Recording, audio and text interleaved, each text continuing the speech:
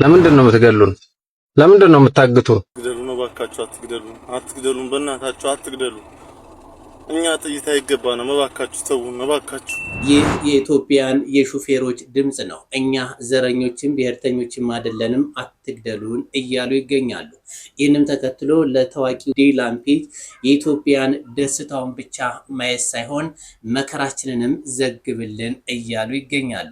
ከሱልልታ ልፍ ካሉ እየደነገጡ ካሁን ምን ይመጣ? አው መኪና ሙሉ ሰው ተይዞ ይከዳል። መኪና ሙሉ ሰው አሊ ዶሮ ላይ እዚህ ገብረ ቁራጭ አንድ መኪና ሙሉ ሰው ታግቷል። እና እሱ እንዲዘግብ ቢያንስ እድል ስጡት። እና ኢትዮጵያ ውስጥ ያሉ የዜና አቅራቢ ኮንቴንት ክሬተሮች ምናምን ቲክቶከር የሚባሉ ሰዎች ጠቅላላ በኢትዮጵያ ሞትና መከራ ላይ ነጋዴዎች ናቸው። እና እነዚህ አይነት ነገሮችን ዝም በማለት ማይረባ አስፋልትና ምናምንና ቅጠላ ቅጠል በማስጎብኘት የሚሻቅለው የሚያድሩ ናቸው ማለት ይቻላልና ምር ግን ኦርቶዶክሳውያን ድነዋል። ይህ ሁልጊዜም የፕሮቴስታንቶች ጥያቄ ነው። አባ ገብረ ኪዳንም የሚያዳግም ምላሽ ሰጥተዋል። የምር ግን ኦርቶዶክሳውያን ግን ድነዋል። ማንም ሰው መንግስተ ሰማያትን ለፍቼ ወረስኳት ማለት አይችልም። በኢየሱስ ክርስቶስ ደም ነው መንግስተ ሰማያትን የሚወርሳት። በመድኃኒታችን በኢየሱስ ክርስቶስ ደም ማህተምነት ብንጾም፣ ብንጸልይ፣ ብንሰግድ፣ ብንመጸውት፣ ብንፋቀር፣ መልካም ብናደርግ ሰው በተክሊል ቢያገ እና እኔ ለአቤል አቡና ድምፅ ሁኑት። በጣም ከባድ። በዚህ በፖለቲካ ካስገቡት አቤል አቡናን ያቆዩታል፣ በደንብ ያቆዩታል። ቢያንስ የልጅ እስኪሄድ ነገሩ እስኪረጋጋ ምን እስኪል አቤል አቡና ይታሻል፣ እዛ በደንብ ያሹታል። ሰላም በዓለም ዙሪያ የምትገኙ ወደ ኦርቶዶክሳውያን እንደምን አላችሁ? ሁላችሁንም በያላችሁበት ሰላም ብያለሁ። ዛሬም እንግዲህ እንደተለመደው ያስተምሩናል፣ ሊገስጡናል ያልኳችሁ እንግዲህ ሲቀርብ ያለው እነሱን እያየን እንቆያለን። ከፍጻሜው ድረስ አብራችሁን ቆይተልበት እናጠይቃችኋለሁ። ለምንድን ነው የምትገሉን? ለምንድን ነው የምታግቱን? እባካችሁ አታግቱን፣ አትግደሉን፣ ፖለቲካችሁን አንነካም፣ ተውን። ይህ አሁን ላይ የአብዛኛው አሽከርካሪዎች መልእክት ይመስለኛል። ለማንኛውም ይህንን እንስማው። በየመንገዱ ለምትገሉንና ለምታግቱን እኛ ምናችሁንም አንነካን፣ ፖለቲካችሁን አልነካን። ደክመን ለፍተን ነው የምናድረው። ቤተሰባችን እንዲህ በላባችን ነው የምናኖረው። የሰው አልነካንም። ለምንድን ነው የምትገሉን? ለምንድን ነው የምታግቱን? ለምንስ ማሰብ ተሳናችሁ? ስንቱን ሰው አሳዘናችሁ? ስንቱን ቤተሰብስ ያላባት ስንት ልጅ አስቀራችሁ? ስንቱ ዛሬ ድረስ በር እያየ ቀረ። ተገቢ ነው ብዬ አላምንም። አሁንም ተው፣ ይቅርባችሁ። እኛ ምንም ማድረግ ባንችል ፈጣሪ አንድ ቀን ዋጋችሁን ይሰጣችኋል። ተው፣ ግድ የለም ተው፣ ለፍተን እንኑር ነው። ሌላ ነገር አላልናችሁ። እንኑር፣ አትግደሉን። አሁንም በተለያዩ አካባቢዎች በአሽከርካሪዎች ላይ የሚደርሰው እገታና ግድያ እንደዚሁም ዝርፊያ ሊቆም ይገባል። ይህንንም በተመለከተ የጸጥታ ኃይሎች አስፈላጊውን ትብብር ልታደርጉ እንደሚገባ ሙያችሁ ያስገድዳቸዋል። ግደሉ ነው ባካችሁ፣ አትግደሉን፣ በእናታችሁ አትግደሉን። እኛ ጥይት አይገባንም፣ ባካችሁ ተውን፣ ባካችሁ አትግደሉን፣ በቃ አትግደሉን፣ ባካችሁ አትግደሉን፣ ተውን። እኛ ሀገርም ልጆቻችንን ነው እናሳድገው፣ አትግደሉን፣ ተውነ እኛን አትግደሉን። እንዴ ሰዓት በሀገራችን ከመዲናችን ከአዲስ አበባ ወጣታል የተለያዩ ችግሮች ይገጥሙናል። እገታው አለ፣ በዛ ላይ የእርስ በርስ ጦርነቱ አለ። በቅርቡ እንኳ ከአዲስ አበባ ወጣ ብለው ደብረ ጉራቻ ላይ አንድ መኪና ሙሉ ታግቶ እስካሁን ድረስ ቁርጡ አልታወቀም። ይህንም ተከትሎ ታዲያ ሹፌሮች ድምጻቸውን በየዕለቱ እያሰሙ ይገኛሉ። እባካችሁ አትግደሉን፣ እኛም እንደናንተው ኢትዮጵያንን፣ እኛ ከብሔርተኝነቱም ከዘረኝነቱም የለንበትም እያሉም ይገኛሉ። በዓለም ሰሞኑን እንግዲህ ዲላምፒት በዓለም አቀፍ ደረጃ እጅግ ተሰሚነት ያለው በኢትዮጵያ ውስጥ መገኘቱም ይታወቃል። ይህንም ተከትሎ ታዲያ በሀገራችን በጉብኝት ላይ እንዳለ የሚታወቀው ዓለም አቀፍ ዜና አንባቢው ዲላምፒት ለነሱም ድምጽ እንዲሆናቸው ጥሪ እያቀረቡ ይገኛሉ። ብዙ አባቶችም ስለዚህ ጉዳይ እየተናገሩ ይገኛሉ። እነሱን እንከታተል። አይኔ ያየ ራሴን እሳት ውስጥ እየከተትኩ እንደሆነ አውቃለሁ፣ ግን መናገር ስላለብኝ አሁንም ቢሆን እናገረዋለሁ። በእርግጥ ይሄንን ከ6 ወር በፊት ተናግሬው ነበር። ከ1 ሚሊዮን በላይ ታይቶ ነበር፣ ብዙ ሰው አይቶታል። አሁንም ትንሽ ደቂቃ እንድትታገሱኝ እፈልጋለሁ። ቢያንስ እኔ በመናገር ልተባበራችሁ፣ እናንተ በመስማት ተባበሩኝ ማለት ነው። ካሁን በፊት እና አዶናይ የታሰሩበት ጊዜ ስለ አጀንዳ ሴቲንግ የሆነ ነገር ብያችሁ ነበር። አሁን በደንብ አድርጋችሁ እንድሰሙኝ እፈልጋለሁ ማለት ነው። አፍሪካውያን፣ አሜሪካውያን፣ የተለያዩ ሀገሮች ወይም እንግሊዛውያን አሁን ለጉብኝት እየመጡ ነው አይደል? ታዋቂ ሰዎች ለምን ይመስላችኋል? ለምን ይመስላችኋል? አስባችሁ ታውቃላችሁ? ይሄንን ነገር አሁን በደንብ አድርጌ ልነግራችሁ ፈልጋለሁ። ትንሽ ደቂቃ ብትሰጡኝ ብትንትን አድርጌ ልንገራችሁ ማለት ነው። ይኸውላችሁ አጀንዳ ሴቲንግ የሚባል ነገር አለ። አጀንዳ ሴቲንግ ማለት ህዝቡን የማዘናጊያ ነገሮች ማለት ነው፣ በአማርኛ ማለት ነው። በምሳሌ አድርጌ ልንገራችሁ። እና አዶናይ የዛኔ ሲታሰሩ ማለት ነው ነግራችሁ ነበር። አጀንዳ ሴቲንግ ሊሆን ይችላል ምናምን ብያችሁ ነበር። ምን ማለት ነው ምናምን አላችሁኝ። እኔም ደግሞ ህዝቡን ማዘናጊያ ነው። ምክንያቱም አዶናይ ታሰረ አልታሰረ የኛ ጉዳይ አይደለም። የኛ ጉዳይ ሀገራችን ላይ እንዴት ማን ይምራት፣ እንዴት ትመራ፣ የኑሮ ውድነቱ እንዴት ይቀንስ፣ እዚህ ይሄንን ማሰብ ባለብን ሰዓት ላይ እኛ አዶናይ ታሰረ፣ እንተኔ ታሰረ፣ ቲክቶከር ታሰረ በማያገባን እየገባን ነው፣ እኛ እየተዘናጋን ነው። ስለዚህ ሀገራችን ላይ ፎከስ እናድርግ ብያችሁ ነበር። እና አሁን እስከዛ ጋር ምን ያገናኘዋል ካላችሁ ደግሞ የታዋቂ ሰዎች ወደ ሀገራችን መምጣት ምሳሌ ዳይለን ፔጅ ብለን እናስበው። እነ ዳይለን ፔጅ በነገራችን ላይ በጣም ብዙ ሚሊዮን ብሮች ነው በነገራችን ላይ ተከፍሏቸው የሚመጡ። ይሄን ታውቃላችሁ አይደል? እና ሾው ስፒድ በጣም ብዙ ሚሊዮን ብር ተከፍሏቸው እንደሚመጣ ታውቃላችሁ አይደለ? እና በጣም እያናደደኝ የመጣው ነገር ምን እንደሆነ ላንገራችሁ። አዳነች አቤቤ ምን አለች መሰላችሁ? አገራችን ላይ ለምንድን ነው ጎዳና ላይ ወጣችሁ ምትለምኑ ምናምን ትላለች። እየቀለድሽ ነው እንዴ? እንደ እውነቱን እንነጋገር ከተባለ እኮ እኛም ይሄ እንደዚህ ጥሩ ለብሰን ምናምን ያለን ሰዎች ራሱ እኮ ሸም ይዞን ነው ኢትዮጵያዊ አይደለን ኩራት ምናምን ይዞን ነው እንጂ እኮ እኛ ራሱ ወተን መለመን እንፈልጋለን እኮ። የኑሮ ውድነቱ ይዚን ያህል የሚያማርረው አንድ ዘይት እኮ አንድ ሊትር ዘይት ስንት ብር ነው? 400 ምናምን ብር። 5 ሊትር ስንት ነው? 2000 ምናምን ብር። ለይት የቤቱ ክራይ የምኑ የትራንስፖርት የምናምን እንዴት ነው የምንኖረው? እውነቱን እንነጋገር ከተባለ ማለት የመንግስት ሰራተኞች ቆይ በማጂክ ነው የምትኖሩት? እኔ ይገርመኛል። አንድ ወንድም አለኝና ብዙ ቀን እነግረዋለሁ። እንዴት ነው የመንግስት ሰራተኞች የሚኖሩ? እኛ የግል ምናምን ተፍ ምንለውስ እየኖርን ነው። እና አሁን ላይ እነ ዳይለን ፔጅ ሲመጣ ይሄ ሁሉ ጩኸት ይሄ ሁሉ ጋጋታ ምናምን ለምን? ይሄ እኮ ማዘናጊያ ነው። ገብቷችኋል? አሁን የምርጫ ሰዓት ነው ምናምን ረጋ ብለን የምናስብበት ሰዓት ነው። ማን ይምራት? እኔ አብይ ይምራ ወይም እንትን ይምራ ጉዳይ አይደለም። ማንም ይምራ። እኔ የኑሮ ውድነቱ እንዲስተካከል፣ የትምህርት ሲስተሙ እንዲስተካከል፣ አገራችን እንዲስተካከል፣ ሰላም እንድትሆን ይሄ በቃ እሱን ነው የምፈልገው እንጂ ማንም ይምራ ጉዳይ አይደለም። እኔ ስለዛ አይደለም። ገብቷችኋል? ግን ቁጭ ብለን እንድናስብ የእውነት ማን ነው ይችን ሀገር መምራት ያለበት? ገብቷችኋል? ያችን ነው እንድናስብ እንፈልገው። ያንን እንዳናስብ ደግሞ እየተደረገ ዳይለን ፔጅ ምናምን መጣ ምን አገባኝ አውቃለሁ እኮ እኔ የሀገራችን ቱሪዝም እንደሚያድግ ምናምን ጠፍቶኝ ነው እናውቃለን። ግን ከዛ በፊት ምንድነው መቅደም ያለበት? የሀገራችን ሰላም የሀገራችን የኑሮ ውድነት በቃ መስተካከል እሱ አይሻልም? ግን ይኸው በቃ ውጩን በቃ ጥሩ ነው። ያው እቺ መዲናችን እናሳያለን። ግን ከመዲናችን ውጭ ያለው ግን ስንት ስቃይና ስንት መከራ እንዳለ እናውቃለን። እንኳን ውጭ ያለው እዚህ ከተማችን እቺ ዋናው አካባቢዎች ስለሚታይ ነው እንጂ የቀበሌ ቤት የሚኖሩ እኮ እናት አባቶቻችን እናውቃለን እኮ እንዴት እንደሚኖሩ ማለት ነው። በማጂክ እኮ ነው የሚኖሩት። እንዴ ኢትዮጵያ ውስጥ እኮ አሁንም ድረስ በራብ የሚሞት ቤተሰብ አለ ጋይስ። ይሄን ታውቃላችሁ? በቀን 3 የሚበሉት እኮ እኛ እኮ ቅንጦት እኮ ነው። እግዚአብሔርን በፈረቃ የሚበሉ ሰዎች እኮ አሉ። በፈረቃ አሁን ምሳሌ 5 ልጅ ያለው ልጅ አለ። በቃ ዝም ብሎ ያለ ፕሮግራም የተወለዱ ልጆች አሉ። 5 ልጆች ቢሉ 3ቶች ቁርስ ከበሉ ምሳ ይበሉት ደግሞ ራት አይበሉ። በፈረቃ እንደዚህ የሚበሉ ሰዎች እንዳሉ ታውቃላችሁ? እኛ እኮ እንዲሁም ተመስገን ማለት ነው። ኧረ ከተመስገን በላይ ነው የኛ የቅንጦት ነው የኛ እውነቱን ነጋገር ከተባለ። ስለዚህ እባካችሁ አትዘነጉ። ወደ ዋናው ጉዳይ ሲመጣ አጀንዳ ሴቲንግ ማለት ይሄ ነው በቃ። እኛ በማይገባን ነገር ስንዘናጋ እዚህ ዋናው ነገር እያመለጠን ነው። ሀገራችን ላይ ማንም ይመረው ለምን ነው የሚመረው? ምን አይነት የትምህርት ባግራውንድ እንዳለው ምናምን የሚለው ነገር ረስተን እኛ በማያገባን ስንሯሩጥ እነሱ እዚህ ምርጫቸውን ያካሂዳሉ ወይ ምናምን።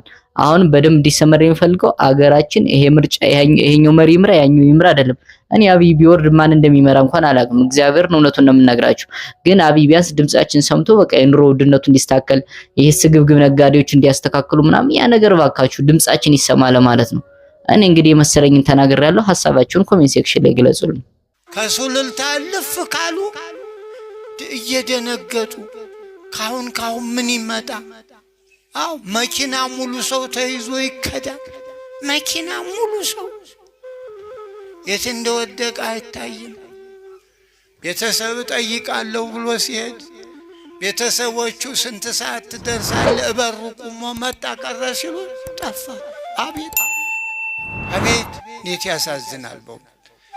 እናት አባት ቢሞት ሄዶ አይቀበር፣ ሰርግ አይሰረግ።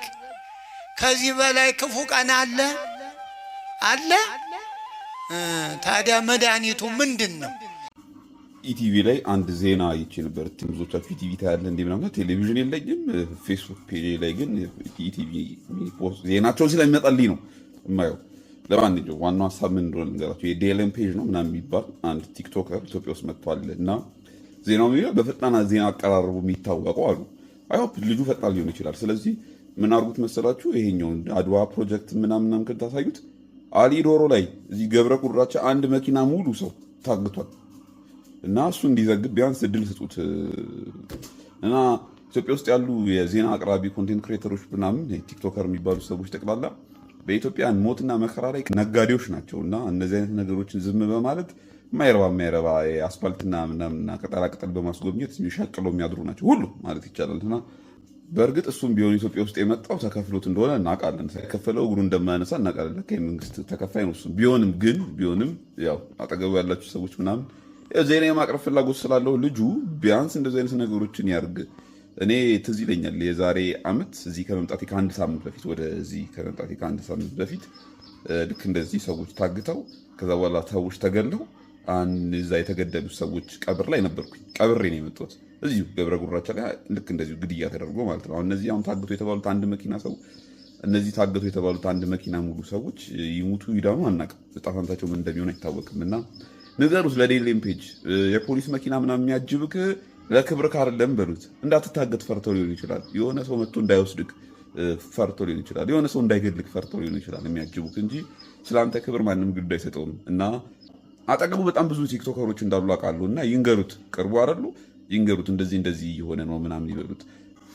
መቼ ከህዝብ ጎን እንደሚቆሙ ባናቅም እነዚህ ቲክቶከሮች ግን ቢያንስ አሁን ሾክ ይበሉት፣ በጆሮ ብቻ አንሾካሽኮ ይንገሩት። በቃ እንደዚህ እኮ አለ ኢትዮጵያ ውስጥ ምናምን ብሎ የማይረባ ቅጠልና ኮንክሪት አታስጎብኙት በማለት ያለው እና ሜንሽን አድርጉላቸው ለነዛ ቲክቶከሮች። እውነት ነው። ወንድሞቻችንን እናመሰግናለን። የዲላን ፔጅ መንጣት ለሀገራችን ትልቅ በረከት ሊኖረው ይችላል። የእኔ ስሜት ቢገባችሁ የሀገር ፍቅር ያላችሁ ብቻ ናችሁ።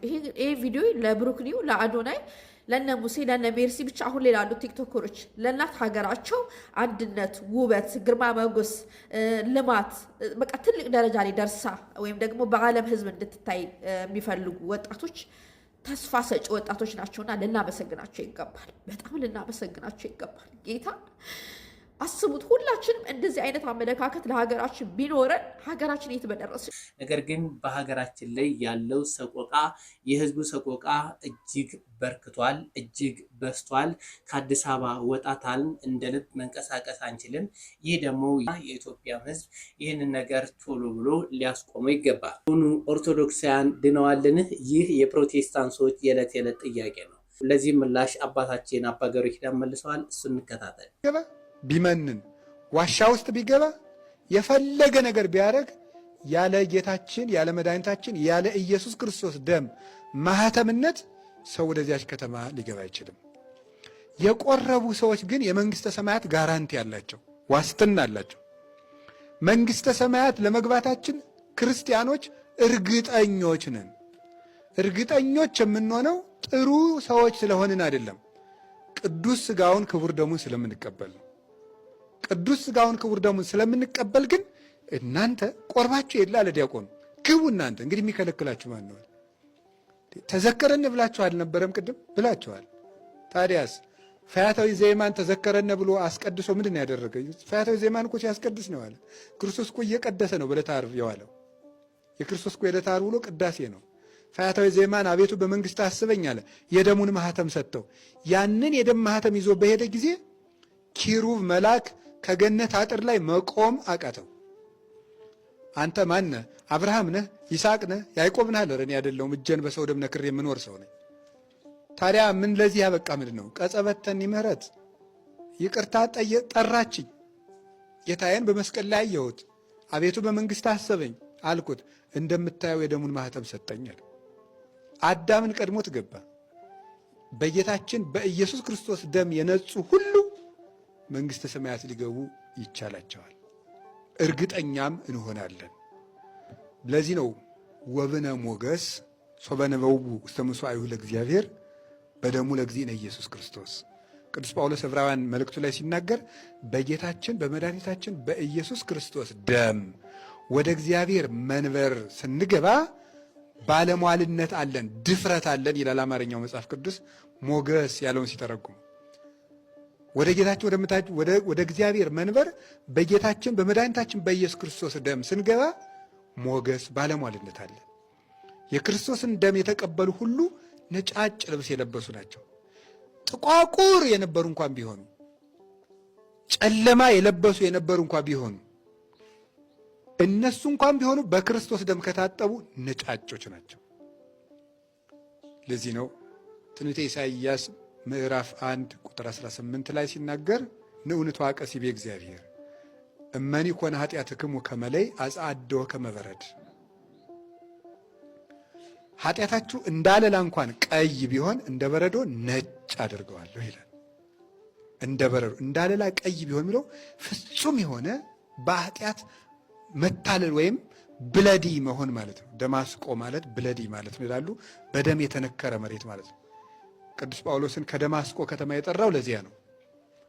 በደም የተመላህ ነህ ሲለው ነው። ልክ እንደዚያ ደምን የተመላውን መሬት ሰው ልብስ እንደሚያስጸይፈው ልክ እንዲያ እንኳን ብትሆኑ በኢየሱስ ክርስቶስ ደም ግን ነጫጮች። አይገርማችሁም? ሲሰርቅ የነበረ፣ ሲያመነዝር የነበረ፣ ሲገል የነበረ፣ ሲቀማ የነበረ በኃጢአቱ ሰውነቱ ቀይ የሆነ ሰው በኢየሱስ ክርስቶስ ደም ግን ወደ መንግሥተ ሰማያት ሲገባ ነጭ ነው። ልክ ሁሉም እኮ ደግሞ ደስ አይላችሁ? እመቤታችን ንጽሕት ናት። ዮሐንስ መጥምቅ ንጹሕ ነው። ኤርምያስ ንጹሕ ነው። ሌሎች ቅዱሳን ንጹሐን ናቸው። እነዚያ ንጹሐን ቅዱሳን አባቶቻችን ሳይበድሉ ነጫጭ ለብሰው ታዩ። እኛሳ ደግሞ በኃጢአታችን 7 ጊዜ ከቁራ የምንጠቁር ስንሆን በኢየሱስ ክርስቶስ ደም ግን ነጫጭ እንሆናለን። ነጫጭ ሆነን ከነጫጮቹ ጋር እንቆማለን ማለት። በአጭሩ እዚያ ውስጥ ነጭ የለበሰ ጥቁር የለበሰ አረንጓዴ የለበሰ የለም። ሁሉም ምን የለበሱ ናቸው? ሲነጫጭ የለበሱ በሉ። አቤት! አዎ፣ ሁሉን የሚያስተካክል የማን ደም ነው? ንገሩኝ እንጂ። የክርስቶስ ደም ሁሉን ነጭ ያደርጋል። ሁሉን። አባታችን አባ ገብረ ኪዳንን እናመሰግናለን። ቃለ ሕይወት ያሰማልን። ውድ ኦርቶዶክሳውያን እስከ ሰዓት ድረስ አብራችሁ ስለቆያችሁ አመሰግናለሁ። በቀጣይ ቪዲዮ እስከምንገናኝ ድረስ ሰላም ቆዩ።